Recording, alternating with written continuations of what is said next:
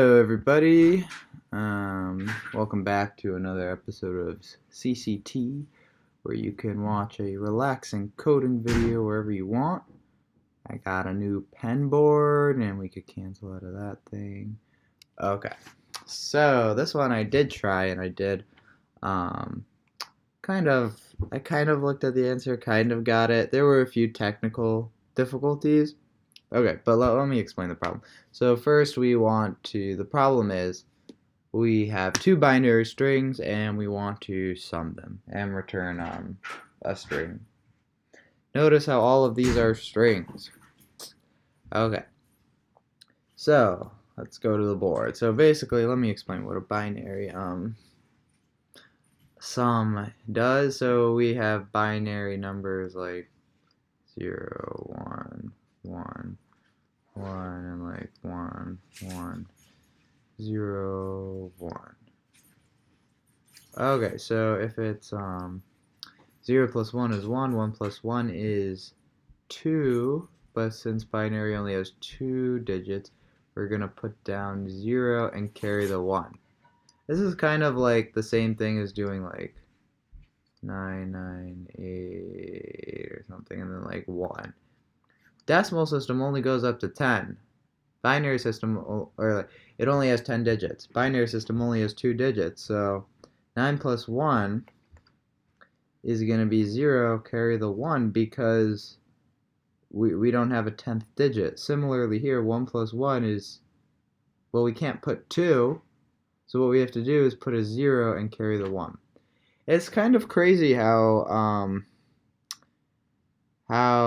equivalent these systems are. I mean, they are equivalent. You could represent any decimal number as a binary number and any binary number as a decimal number. Yeah, it's kind of cool. So then 1 plus 1 is going to be 0, carry the 1, and 1 plus 1 plus 1 is going to be, then we're going to put down the 1 and carry a 1 over here, and that's going to be a 1. Okay, so if there's 3 1s, we carry the 1 over there. Okay, so a few things we have to worry about. So we have to make sure that our code handles when the two binary strings aren't the same length. Okay, so we have to make sure we go through the entire length of the longest one. And we also have to make sure that not only do we do that, but we continue until the carry, which we might be able to store somewhere, until the carry is 0. Because if it's a 1, if carry is 1, then we want to continue a bit more. Okay. Some other things for this. This was where I got in technical difficulties the first time I tried this. It was super annoying.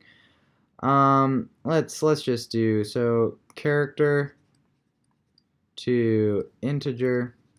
This is the easiest way to do it. You just do char, and then you put the ASCII integer. So if you have, let's say, x, which represents your number, to get it to be the equivalent ASCII character, you need to add this, 0. Right? Because in the ASCII table, we have like then we have like 0, which is at number like 48, correct me if I'm wrong, or something, and then 1 is at, like, the actual characters are at these numbers. So to get 0, so if x represents 0, we need it to actually be 48. So that when this function runs, it'll look at the 48th thing in the ASCII table and get that 0 character. Okay, second thing, similarly, to go from int, wait a second, this is int-to-char. hold up, this is int to char. Now we're gonna go character to int. This one's a little easier. Just declare int x gets, let's say our character is I don't know, 0. This will get, x will be 48 here. So we have to always subtract 0. I should have put like y or something. Y that represents a character. Let me just erase this.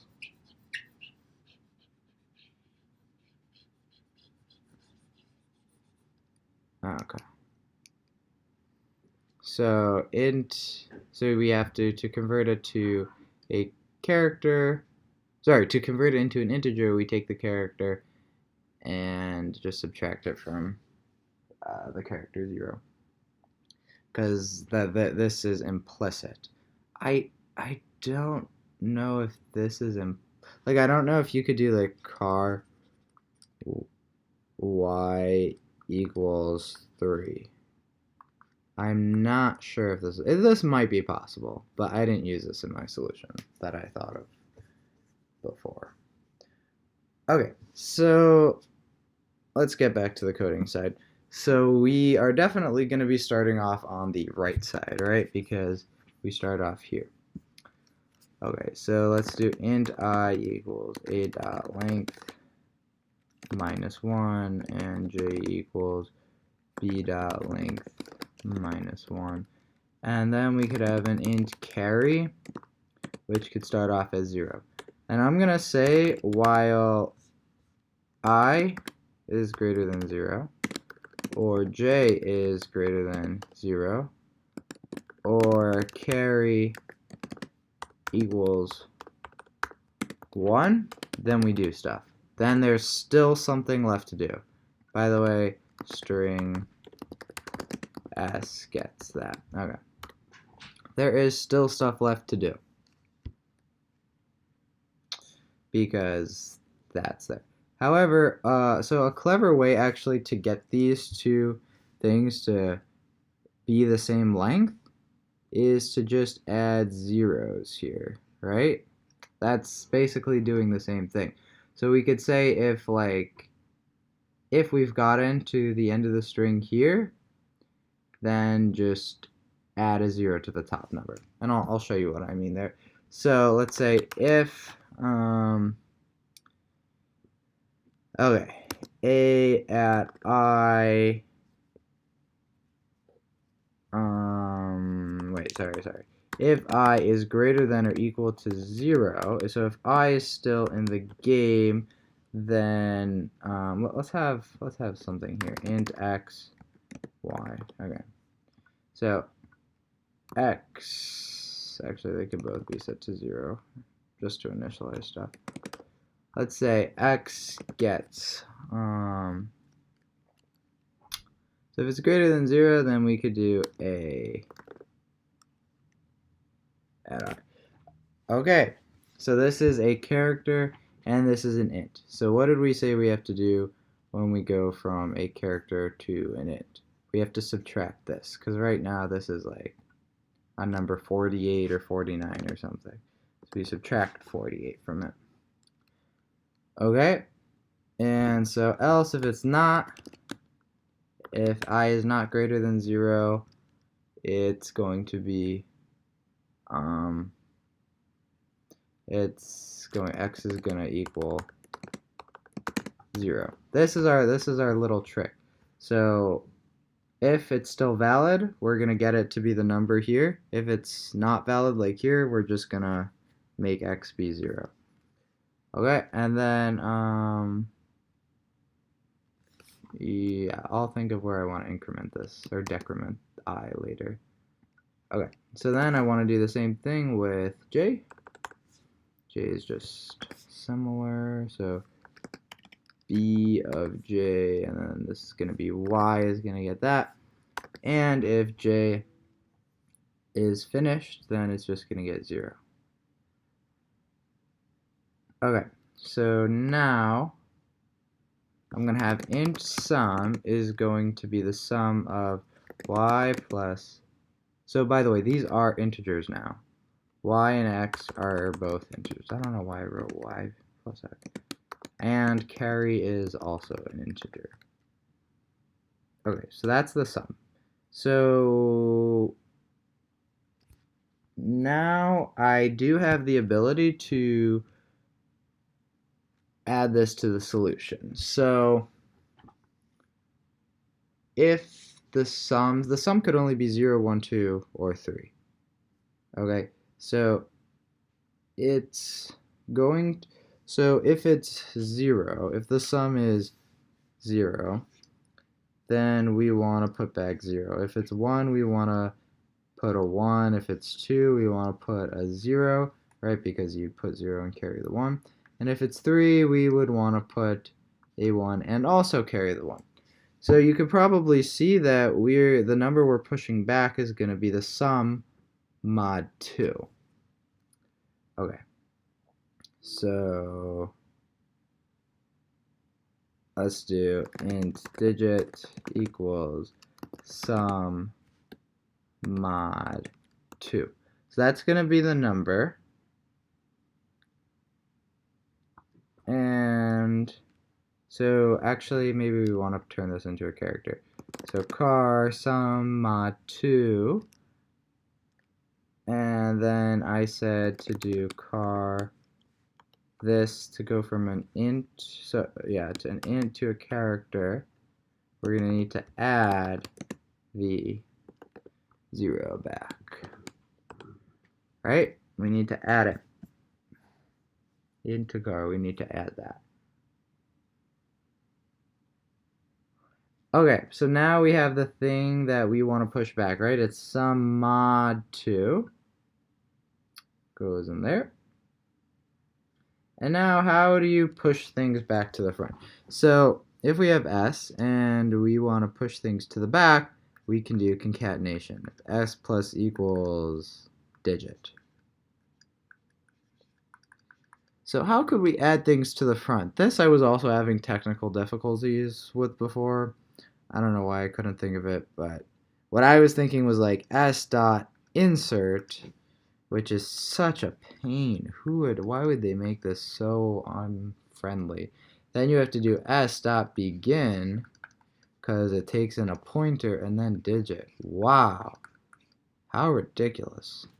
So there is a much better way to add something to the front of a string.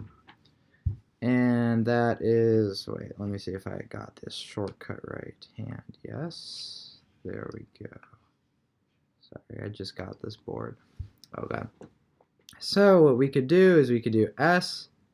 Well, actually pause your video and see if you could figure this out. So it's going to be S plus equals digit plus S. You see the concatenation is here, and then you just rewrite S. Okay? So that's what it's going to look like. So S equals digit plus S. And you can concatenate a digit and a character. Okay, so now what do we do with the carry?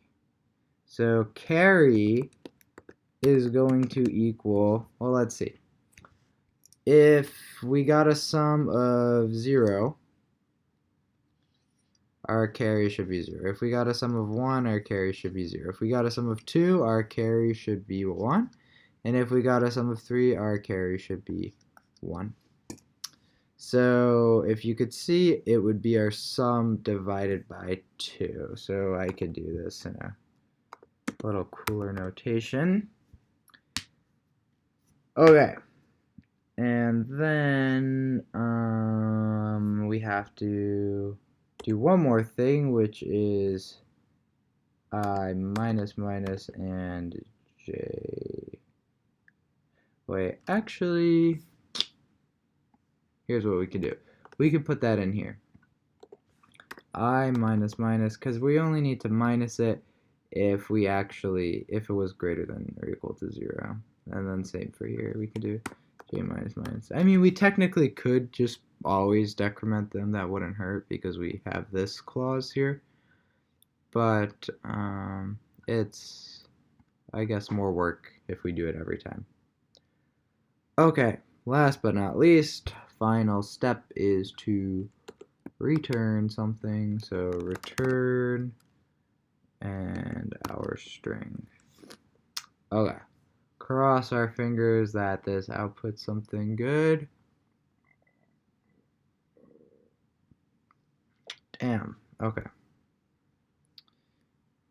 Huh. If we have 1, 1, and 1, we seem to be...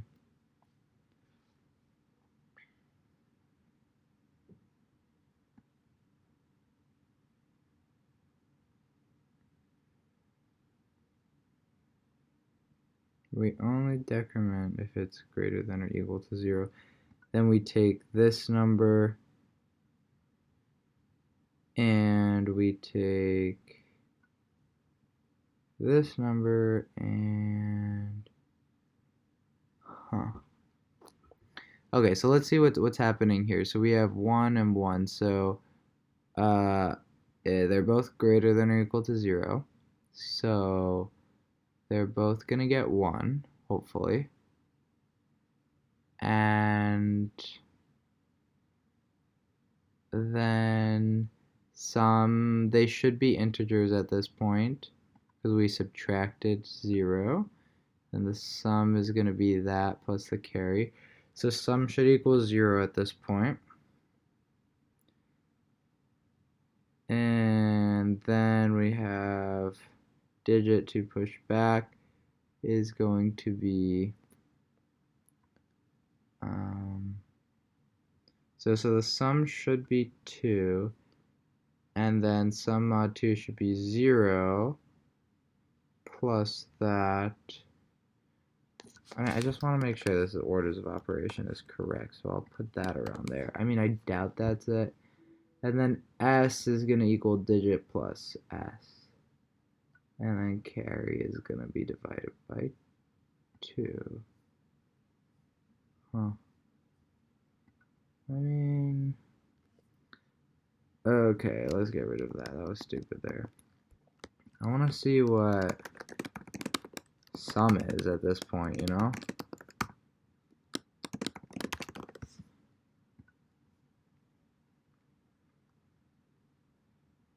Okay, it's summed to 2. And then it's summed to 1.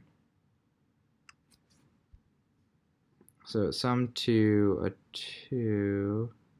And then, so that's correct. And then it went to... So so x is going to be 1 now. And y is going to...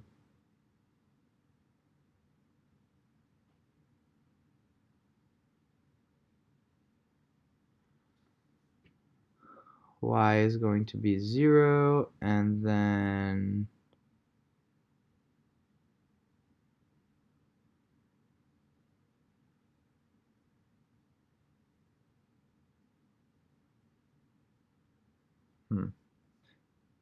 Oh, wait. Here it is. Carry is not just divided equal by 2. It is carry equals sum divided by 2. Sorry, I was trying to be too fancy there. There we go. See, I submitted a lot of times. I was trying a lot of variations. Okay, nice. Why is this so freaking slow? I don't know. But I do have one solution that's 4 milliseconds. And I used these ternary operators, and I hear those are faster, actually. So it's basically the same idea, except it's really fancy. So if I is greater than or equal to 0, then I minus okay. Then it's doing the A. Let's analyze what this is, because this is confusing. Let's just copy that line. So int x equals. So the ternary operator is I is greater than or equal to 0, then equal, no, then it's AI minus 0, otherwise 0. So what this is saying is, so int x is going to equal depending on if I is greater than or equal to 0. So if I is greater than or equal to 0, then it's going to get a of I minus 0, which we discussed previously is, well, you subtract to go from a character to an int. There it is. So what's this doing? This is a post decrement. So this person that I followed this from is doing a decrement after this. So this line here is the same as this and this.